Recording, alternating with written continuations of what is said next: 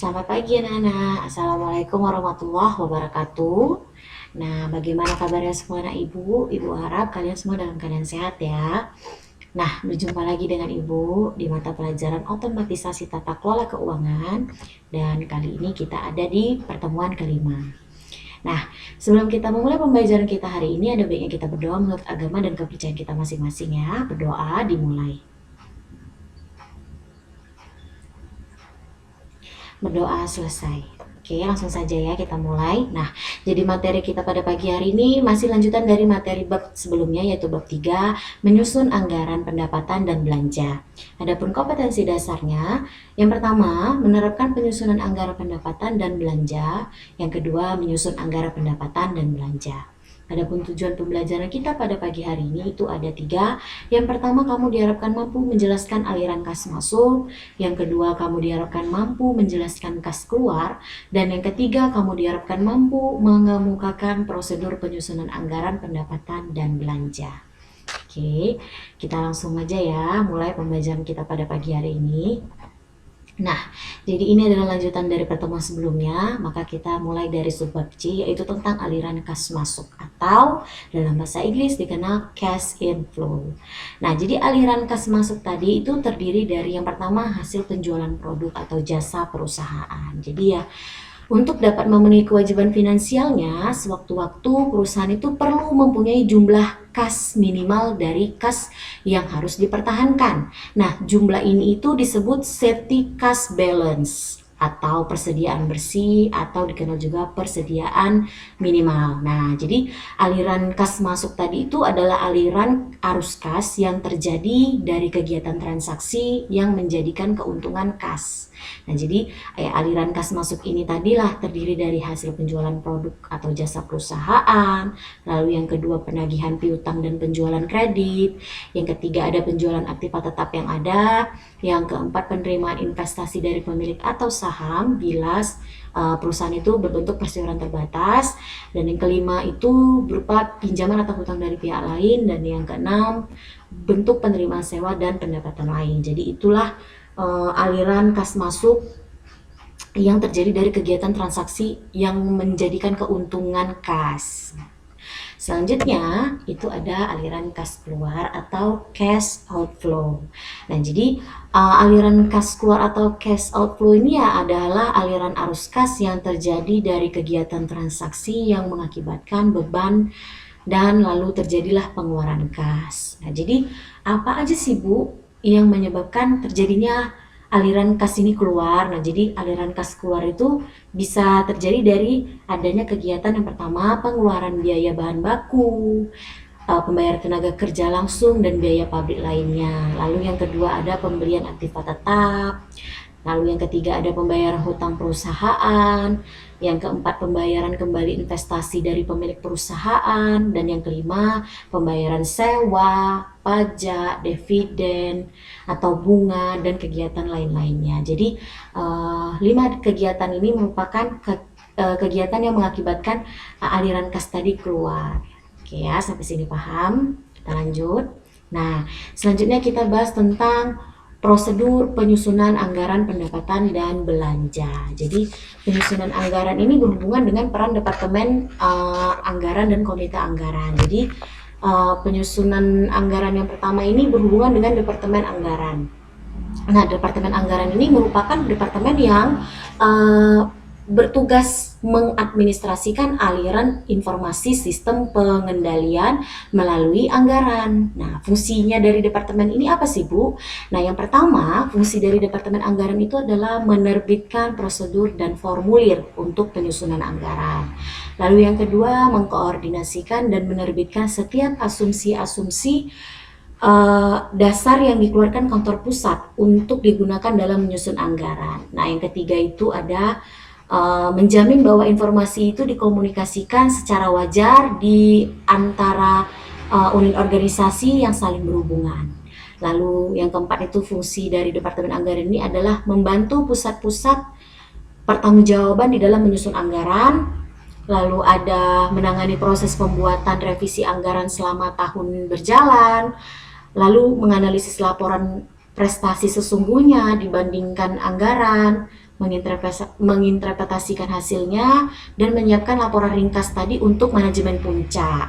Kemudian yang terakhir itu ada mengkoordinasikan dan secara fungsional mengendalikan pekerjaan Departemen Anggaran di eselon bawah. Jadi itu tadi adalah fungsi dari Departemen Anggaran. Kemudian yang kedua itu Komite Anggaran. Nah, Komite Anggaran ini merupakan komite yang dibentuk oleh manajemen puncak untuk mengkoordinasikan proses manajemen dalam penyusunan anggaran. Jadi anggota komite anggaran tadi terdiri dari manajemen senior seperti CEO atau CFO.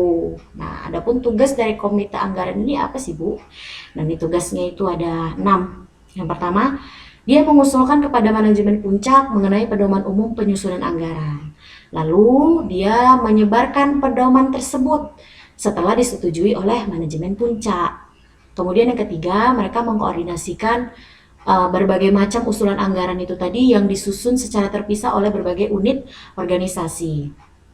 Kemudian yang keempat itu menyelesaikan perbedaan yang timbul di antara usulan anggaran, lalu ada menyerahkan anggaran final pada manajemen puncak dan Dewan Komisaris untuk disahkan, lalu selanjutnya mendistribusikan anggaran yang telah disahkan tadi kepada berbagai unit organisasi. Jadi itulah tugas dari komite anggaran. Nah, selanjutnya itu ada tahap-tahap penyusunan anggaran ya. Jadi tahap-tahap penyusunan anggaran itu yang pertama adalah penerbitan pedoman. Jadi mengembangkan pedoman itu ya mengatur, menyusun anggaran untuk disebarkan kepada semua manajer. Kemudian pedoman ini itu harus dinyatakan secara implisit dalam rencana strategis dan dimodifikasi. Ya harus sesuai dengan perkembangan yang terjadi semenjak disetujui. Nah, itulah dia. Kemudian itu ada usulan awal anggaran. Jadi tahap penyusunan anggaran itu tahap keduanya itu ada usulan awal anggaran, itu mengembangkan permintaan anggaran yang didasarkan pada tingkatan yang ada dan yang kemudian dimodifikasi sesuai dengan pedoman tadi. Lalu yang ketiga itu ada tahap negosiasi, ini pembuatan anggaran mendiskusikan usulan anggaran dengan mengatasnamakan pertimbangan yang mempengaruhi. Lalu yang keempat itu ada tinjauan dan persetujuan. Jadi usulan anggaran tadi diajukan lagi melalui beberapa tingkatan yang berjenjang dalam organisasi. Lalu yang terakhir direvisi. Jadi tahap-tahap penyusunan anggaran yang terakhir itu adalah revisi anggaran. Jadi revisi anggaran tadi harus dijustifikasi atau dijustifikasi berdasarkan perubahan kondisi yang signifikan ketika anggaran yang asli telah disetujui. Jadi itulah tadi tahapan-tahapan penyusunan anggaran. Nah, yang terakhir itu ada prosedur penyusunan anggaran. Jadi, ada beberapa tahapan yang harus dilalui dalam penyusunan anggaran. Yang pertama itu ada penentuan pedoman anggaran, lalu persiapan anggaran. Nah, sebelum membuat anggaran, hendaknya terlebih dahulu membuat rencana. Lalu, yang keempat penentuan anggaran, lalu pelaksanaan anggaran tadi dengan membuat laporan realisasi anggaran, kan? Nah, itulah dia prosedur penyusunan anggaran. Nah, sebab selanjutnya itu tentang pembuatan dokumen anggaran pendapatan dan belanja. Jadi, anggaran itu adalah suatu rencana terinci yang disusun secara sistematis dan dinyatakan secara formal dalam ukuran kuantitatif. Ingat ya, kuantitatif. Jadi, biasanya itu dalam satuan uang. Nah, jadi suatu anggaran tadi biasanya meliputi waktu 1 tahun dan dinyatakan pendapatan dan beban yang direncanakan untuk tahun itu. Gitu. Nah, jadi yang pertama itu ada unsur anggaran. Penganggaran itu melibatkan peramalan permintaan untuk 4 jenis sumber daya selama periode waktu yang berbeda. Jadi yang pertama itu ada sumber daya fleksibel, itu yang menciptakan sumber daya variabel biaya. Lalu ada sumber daya kapasitas jangka menengah yang menciptakan biaya tetap. Itu contohnya meramalkan kebutuhan sewa ruang penyimpanan yang mungkin dikontrak secara per triwulan gitu, atau per semester atau per tahun. Lalu sumber daya dalam jangka menengah dan jangka panjang, lalu kapasitas sumber daya jangka panjang dan menciptakan biaya tetap. Jadi contohnya fasilitas fabrikasi baru produsen chip komputer. Nah, itu kan memakan waktu tuh beberapa tahun untuk merancangnya dan membangunnya. Maka itu dapat digunakan selama 10 tahun. Jadi itu merupakan kapasitas sumber daya jangka panjang yang menciptakan biaya tetap. Nah, lanjut kita ke karakteristik anggaran. Jadi, karakteristik anggaran ini banyak. Yang pertama, anggaran itu mengestimasikan potensi laba dari unit bisnis. Yang kedua, anggaran itu dinyatakan dalam ukuran moneter dan didukung oleh ukuran non moneter. Nah, lalu Dari karakteristik anggaran yang lainnya itu ada anggaran biasanya mencakup periode 1 tahun. Anggaran itu juga merupakan komitmen manajemen, jadi di mana manajer setuju untuk menerima tanggung jawab atas pencapaian tujuan-tujuan anggaran. Lalu usulan anggaran itu dikaji ulang dan disahkan oleh manajer dengan wewenang yang lebih tinggi dari penyusun anggaran. Kemudian setelah disetujui, anggaran itu hanya dapat diubah dalam kondisi-kondisi tertentu. Nah, lalu yang terakhir itu secara berkala kinerja keuangan aktual itu dibandingkan anggaran dana itu harus dianalisis serta dijelaskan. Itu tadi adalah karakteristik anggaran. Nah, sedangkan yang terakhir itu tahap penyusunan anggaran kas. Itu tahapnya yang pertama adalah menyusun estimasi aliran kas masuk dan estimasi aliran kas keluar menurut rencana operasional perusahaan. Nah, jadi pada tahap ini dapat diketahui adanya surplus atau defisit karena rencana operasi perusahaan. Lalu tahap penyusunan anggaran kas itu ada menyusun estimasi kebutuhan dana dari sumber-sumber dana yang diperlukan untuk menutup defisit kas karena rencana operasional perusahaan.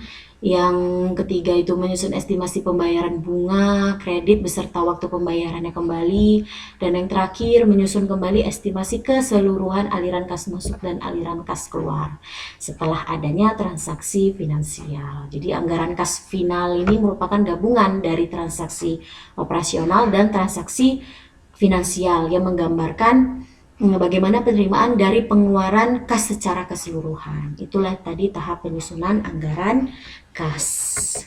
Oke, sampai sini aja pembelajaran kita hari ini. Kalau ada anak ibu yang kurang paham atau kurang mengerti, kamu bisa menanyakannya kepada ibu melalui WA pribadi maupun situs chat tanya jawab situs Chatdis. Nah, sebelum kita mengakhiri pembelajaran kita hari ini, ada baiknya kita berdoa menurut agama dan kepercayaan kita masing-masing. Berdoa dimulai.